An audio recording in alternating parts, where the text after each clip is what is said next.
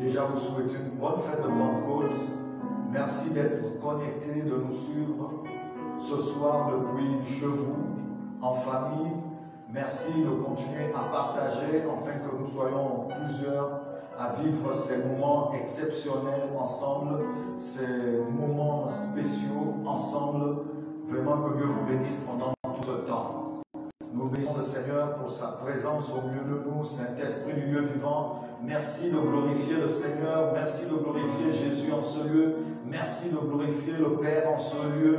Béni sois-tu, notre Dieu, notre Père. Nous allons passer encore quelques moments d'adoration avec nos merveilleux chantres.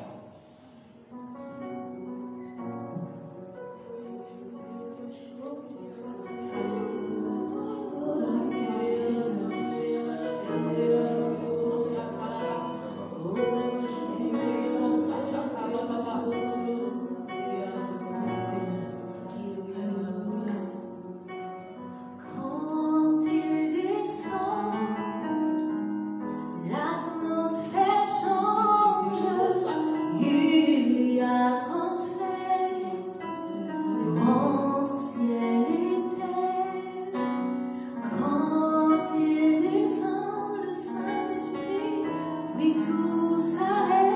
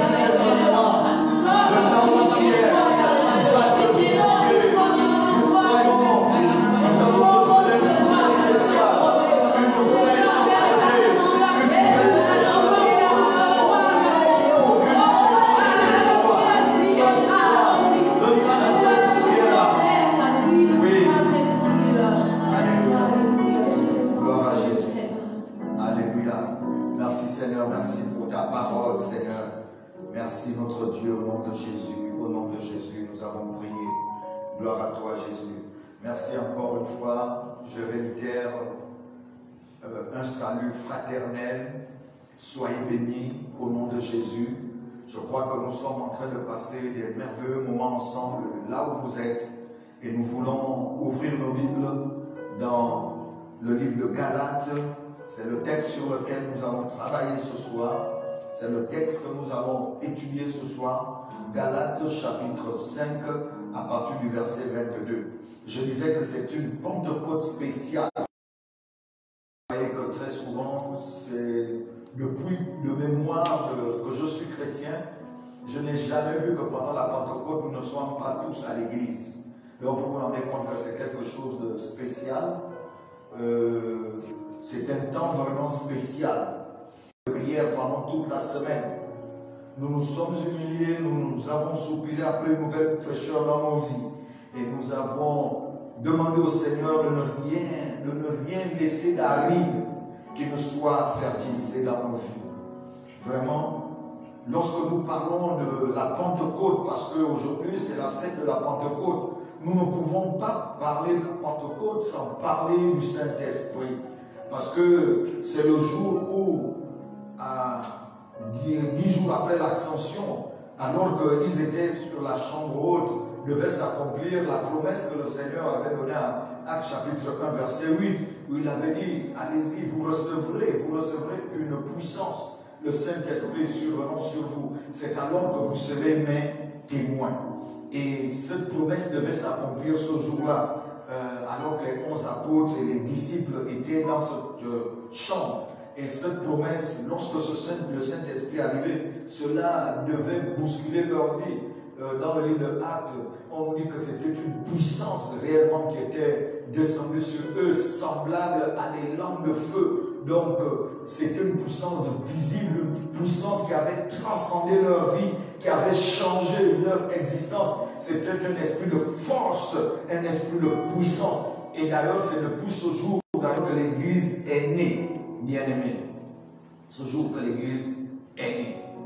Donc, nous voulons ce soir, tout simplement en quelques minutes, parler de ce merveilleux texte, de Galates chapitre 4, à partir du verset 22. Je lis, car il est écrit qu'Abraham eut 2 fils, un de la femme esclave et un de la femme libre. Mais celui de l'esclave naquit selon la chair, et celui de la femme libre naquit en vertu de la promesse. Ces choses sont allégoriques. Donc, vous comprenez que ce sont des images. Car ces femmes sont 2 alliances. L'une du mont Sinaï, enfantant pour la servitude, c'est Agar. Car Agar, c'est le mont Sinaï en Arabie et elle correspond à la Jérusalem actuelle qui est dans la servitude avec ses enfants. Mais la Jérusalem d'en haut est libre, c'est notre mère. Car il est écrit, réjouis-toi stérile, toi qui n'enfantes point. Éclate et pousse des cris, toi qui n'as pas éprouvé les douleurs de l'enfantement, car les enfants de la délaissée seront plus nombreux que les enfants de celles qui étaient mariées. Pour vous, frères, comme Isaac, vous êtes enfants de la promesse. Et de même qu'alors celui qui était né selon la chair persécutait celui qui était né selon l'esprit, ainsi en est-il encore maintenant. Mais que dit l'Écriture? Chasse l'esclave et son fils, car le fils de l'esclave n'héritera pas avec le fils de la femme libre. C'est pourquoi, frères, nous ne sommes pas enfants de l'esclave, mais de la femme libre. La Bible nous dit que ces 2 femmes sont 2 alliances. Et que c'est une allégorie. Donc vous comprenez ici, lorsque nous regardons ce texte, nous voulons comprendre que la Bible nous dit il y a eu 2 fils à Abraham. Et vous savez que nous sommes, dans la foi, nous avons pour père Abraham, qui selon la Bible nous a dit qu'il est le père de la foi. Et en parlant de la foi, en restant sur ce domaine, nous remarquons qu'il y avait la femme esclave et la femme libre. Et la Bible nous dit que celui de l'esclave naquit selon la chair, et celui de la femme libre naquit en vertu de la promesse. Bien-aimés, nous disons que ce sont deux images. Nous avons ici deux types de chrétiens. Ceux qui vivent selon la chair et ceux qui vivent selon la promesse, ce sont ceux qui vivent selon l'esprit. Celui qui naquit selon la chair est quelqu'un qui est né de nouveau, mais qui continue à vivre pas comme un chrétien. C'est pour cela que nous voulons dire, et nous l'avons peut-être dit, nous l'avons écouté, qu'il y a plusieurs personnes qui viennent à l'église, mais tous ne sont pas réellement des chrétiens. Bien-aimé, celui qui est chrétien, c'est celui qui marche selon l'esprit de Dieu. Et c'est ce que Galates nous dit. Dans Galates chapitre 5 au verset 6 et 7. Il dit, marchez selon l'esprit et vous n'accomplirez pas les désirs de la chair. Nous voyons qu'il y a un qui naquit selon la chair, ceux qui vivent dans la chair, et celui qui naquit en vertu de la promesse, celui qui vit par l'esprit. Ce sont deux alliances. La Bible dit que ce sont deux alliances. Une qui est terrestre, diabolique, charnelle, qui vit dans le péché, dans la servitude, qui est esclave du péché, parce que né de l'esclave. Dans ces conditions, le Saint-Esprit ne peut vivre en eux. Bien aimé, c'est le jour de la Pentecôte et nous pensons et nous disons souvent, puisque nous sommes chrétiens, nous sommes nés de nouveau. C'est vrai que le processus commence par la nouvelle naissance. Ensuite, ça produit la repentance. Le Saint-Esprit vient faire si nous ne marchons pas dans les voies droites, le Saint-Esprit se retire. On continue à se dire chrétien, mais en réalité, nous vivons déjà de façon charnelle. Et là, la puissance de l'onction ne peut plus agir dans nos vies. Alléluia. Dans ces conditions, le problème n'est pas de venir à l'église. Le problème n'est pas de prier, de chanter. Parce que tu peux venir à l'église, tu peux chanter, mais les œuvres que tu manifestes, ce sont des œuvres mortes. Parce que tu vis selon la chair. Et il y a des églises entièrement mortes, où il n'y a plus de vie. Mais la Bible nous dit qu'il y a une autre partie dans notre allégorie. L'autre, la Jérusalem d'en haut, celle qui est libre, c'est le chrétien qui vit selon l'esprit, qui est rempli, revêtu du Saint-Esprit, de la puissance d'en haut. Celui qui marche selon l'Esprit de Dieu et qui n'accomplit pas les désirs de la chair. Bien aimé, il faut comprendre que la Bible nous dit que la chair a des désirs contraires à ceux de l'esprit. Et l'esprit en a de contraire par rapport à la chair. Ils sont opposés entre eux.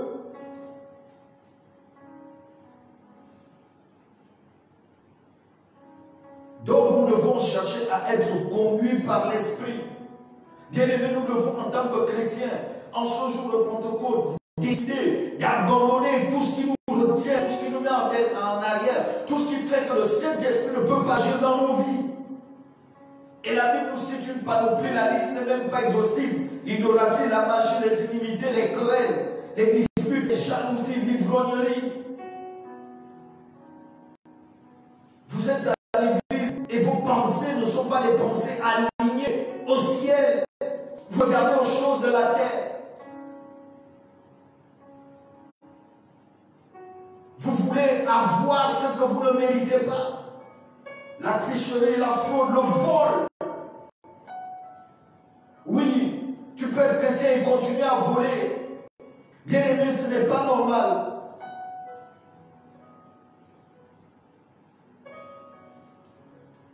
Ce n'est pas normal.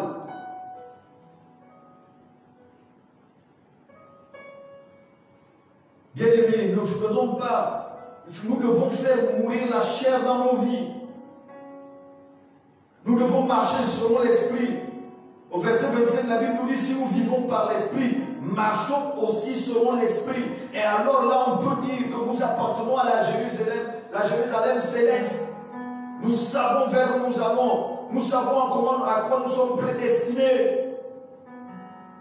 Nous avons l'espérance de notre salut.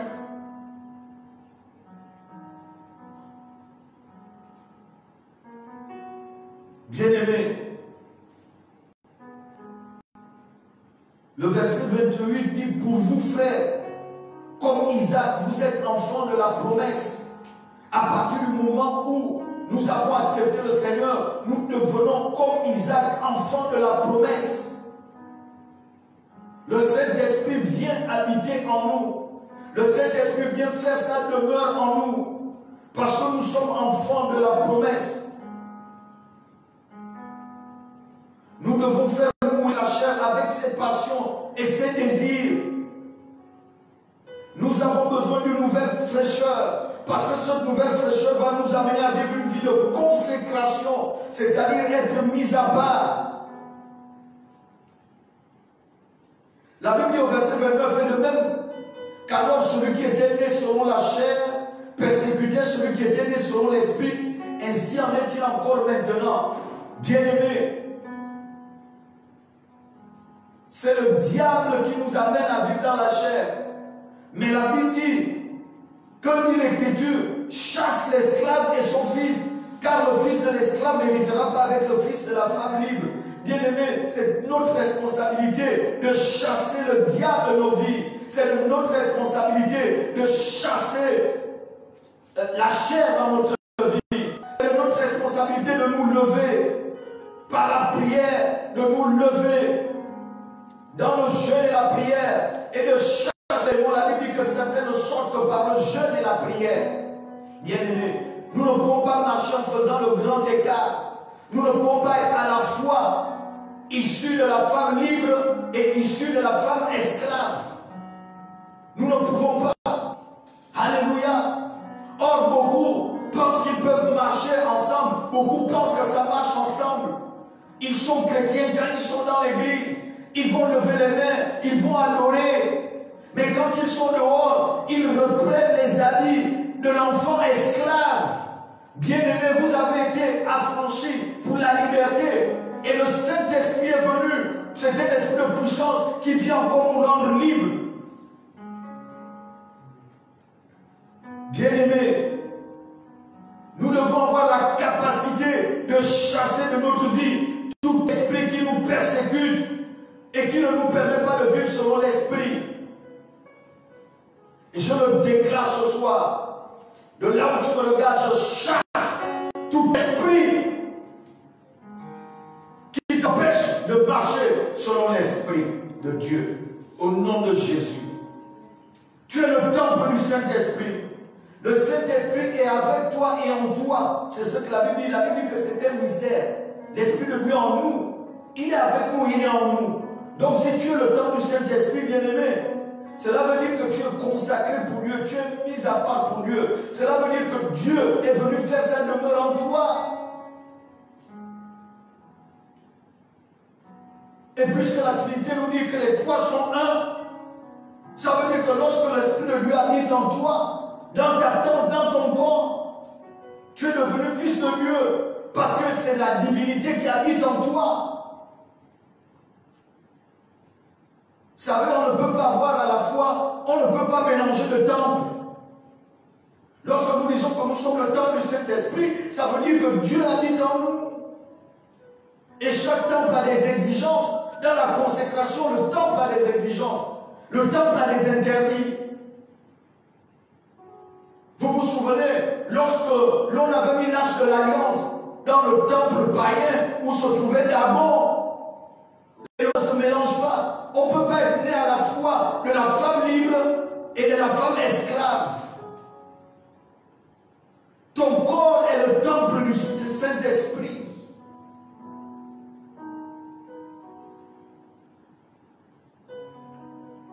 Et dans chaque temple, bien aimé, on adore une divinité. Alors, on doit trouver dans ton corps que le Saint-Esprit de Dieu, parce que tu es le temple de Dieu. Et l'apôtre Paul pouvait dire en Galates chapitre 2, verset 20, si je vis, ce n'est plus moi qui vis, c'est Christ qui vit en moi. Donc chaque fois que tu poses des actes, tu devrais te poser la question, qu'est-ce que Jésus aurait fait à ma place? Au moment où le cœur te dit de voler, tu te demandes, est-ce que Jésus aurait permis? Est-ce que Jésus aurait pu voler? Au moment où l'Esprit te demande de médire, au moment où tu veux t'accaparer de ce qui appartient à l'autre, au moment où tu critiques, où tu calomnies, est-ce que Jésus l'aurait fait? Bien-aimés, pendant ce temps de Pentecôte, recherchons cette onction, une nouvelle onction de puissance. Actes chapitre 3, le jour de la Pentecôte, bien-aimés, en Actes chapitre 2, la Bible nous dit à partir du premier verset qu'ils étaient tous ensemble dans le même lieu. Tout à coup, il vint du ciel un bruit comme celui d'un vent impétueux et il remplit toute la maison où ils étaient. Des langues semblables à des langues de feu leur apparurent, séparées les unes des autres, et ils se posèrent sur chacun d'eux. Et qu'est-ce qui s'est passé? La Bible dit ils furent tous remplis du Saint-Esprit et se mirent à parler en d'autres langues selon que l'Esprit leur donnait de s'exprimer. Ils se mirent à parler. Bien-aimés, ce n'étaient plus les mêmes personnes. Le Saint-Esprit les avait changés. Ils étaient radicalement transformés.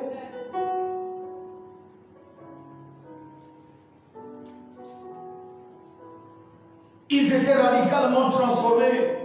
Et nous voyons, la Bible nous parle en Actes chapitre 3 de quelque chose qui s'est passé lorsque Pierre et Jean montaient au temple. À l'heure de la prière, la Bible nous dit qu'il y avait un boiteux de naissance qu'on portait, qu'on plaçait tous les jours à la porte du temple appelé la Belle, pour qu'il demande l'aumône à ceux qui entraient dans le temple. Alors ce jour-là, Pierre et Jean n'étaient plus les mêmes personnes. Ils étaient remplis sous la puissance d'en haut. Et lorsqu'ils arrivent, ils s'arrêtent devant le monsieur qui leur demande l'aumône. Et pendant qu'ils s'arrêtent, ils voient probablement Pierre qui va mettre les mains dans sa poche. Il se dit là, je vais recevoir quelque chose aujourd'hui encore. Mais par l'Esprit de Dieu, par la puissance d'en haut, Pierre va lui dire, écoute, regarde-moi dans les yeux, ce que j'ai, je te le donne. Il pensait recevoir de l'argent, mais il va lui dire, ce que j'ai, je te le donne. Au nom de Jésus-Christ de Nazareth, lève-toi et marche. La Bible nous dit que le boiteux s'est mis à marcher et les a suivis, les a accompagnés. Esprit en toi, le Seigneur. Tu réaliseras des bonnes choses. Ce n'est pas la situation actuelle qui va te gérer. Non. Avec que tu feras des espoirs. Et la Bible dit que les gens étaient remplis d'étonnement. Je dis qu'à ton sujet, les gens seront remplis d'étonnement au nom de Jésus.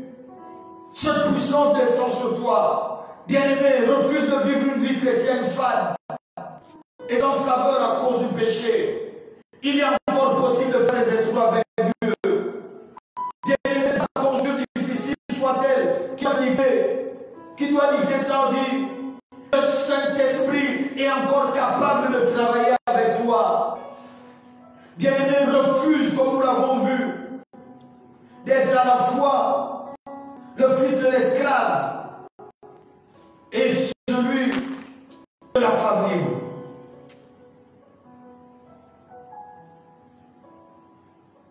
Oui, bien-aimé, refuse.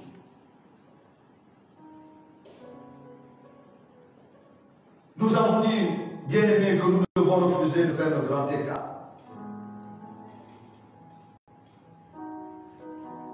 La puissance de Dieu est encore en mouvement. Et ce soir, Dieu veut encore te bénir. Il veut te remplir de son onction. Il veut te remplir de l'Esprit de Dieu. Refusons d'être ni monde ni chrétien. Refusons d'être à la fois dans le monde et en Christ. Dieu est capable encore de travailler avec nous. Le monde verra la puissance de Dieu manifestée au travers de toi lorsque toi-même tu porteras le Saint-Esprit dans ta maison, dans ta demeure. Dieu transformera ta vie, changera ta vie à cause de l'onction qui repose sur toi. Ceux qui t'ont négligé ne te connaîtront pas. Ceux qui t'ont maudit seront obligés de te bénir. Parce qu'à cause de l'onction, la malédiction n'aura plus d'effet dans ta vie. Fais partie de la Jérusalem céleste, de la femme, de l'enfant de la femme libre. C'est pour la liberté que Christ nous a affranchis, bien-aimés. Mais ne faisons pas de cette liberté une façon de vivre dans le péché. La Bible dit que celui qui sème la chair, le péché, moissonnera la mort. Non seulement la mort physique, non seulement la mort spirituelle, mais elle peut être aussi physique. Mais celui qui sème l'esprit moissonnera la vie éternelle. Pendant que tu me suis maintenant, alors que nous sommes arrivés à la fin de notre exhortation de ce soir, je veux que tu lèves tes mains maintenant vers le ciel et que les chants nous accompagnent avec une mélodie douce. Lève tes mains alors que nous adorons le Seigneur. Je déclare au nom de Jésus que le Saint-Esprit te visite et transforme ta vie maintenant. Au nom de Jésus-Christ de Nazareth. Au nom de Jésus-Christ de Nazareth. Que l'Esprit de Dieu qui a ressuscité Jésus-Christ dans les morts te ressuscite également à nouveau. Reçois la fraîche onction. Reçois cette onction qui coule dans ta vie. Une onction nouvelle, une onction extraordinaire, une onction de fraîcheur pour une saison d'exploit. Au nom de Jésus, je viens briser l'échec dans ta vie. Par la puissance du Saint-Esprit, tu vas expérimenter de nouvelles grâces.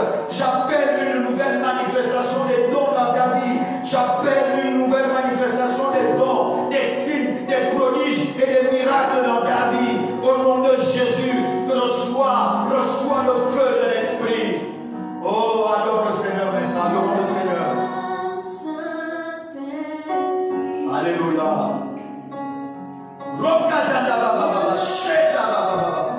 Oh, de là où tu es, parle en âme maintenant.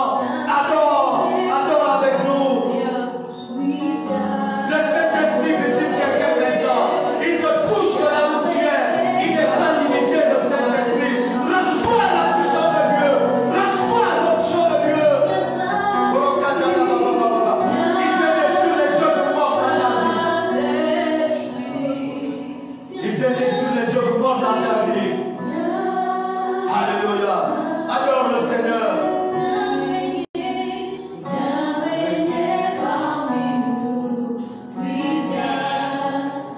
Prie le Seigneur. Il faudrait que, à partir de cette Pentecôte,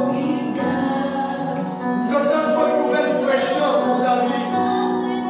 Parce que c'est une saison d'exploit. Ça ne dépend pas de ce que tu vois, mais ça dépend de ce que Dieu avait déclaré. Ça dépend de ce que Dieu avait dit. Il n'y a point d'année maudite. Il n'y a pas de saison maudite. C'est Dieu qui aligne les astres. Le Saint-Esprit te touche là où tu es. Alléluia. Alléluia. Que Dieu te bénisse. Maintenant, nous allons passer à la table du Seigneur. Au niveau où tu es à la maison maintenant,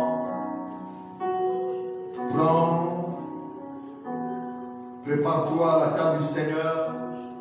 Fais exactement comme moi maintenant.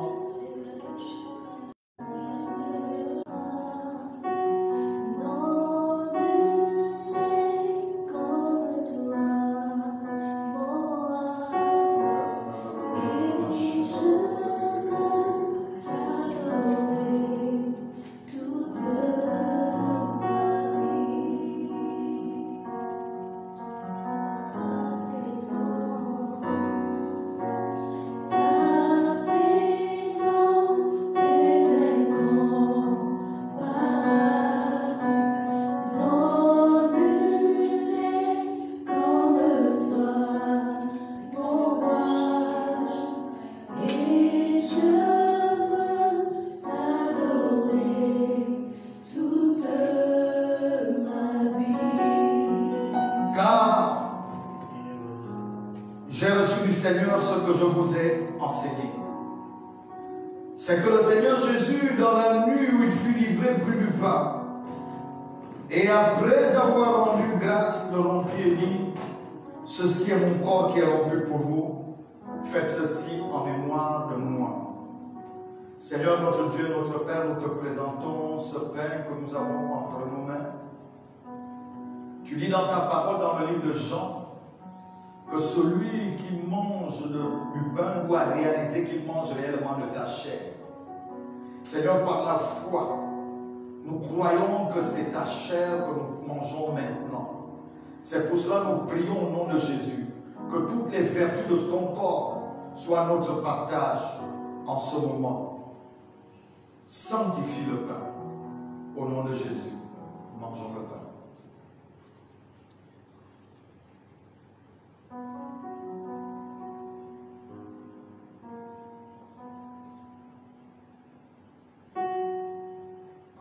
De même, après avoir soupé, il prit la coupe et dit, cette coupe est la nouvelle alliance en mon sang.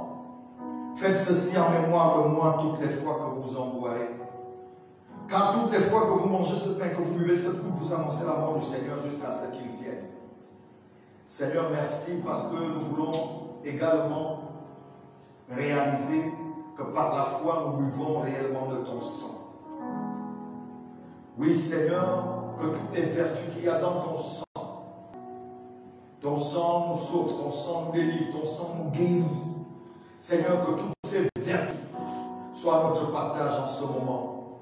Et je déclare qu'en prenant cette coupe, Seigneur, si quelqu'un est malade physiquement, qu'il retrouve la guérison au nom de Jésus. Père, nous te présentons la coupe que nous avons entre nos mains. Sanctifie la coupe. Au nom de Jésus, buvons la coupe.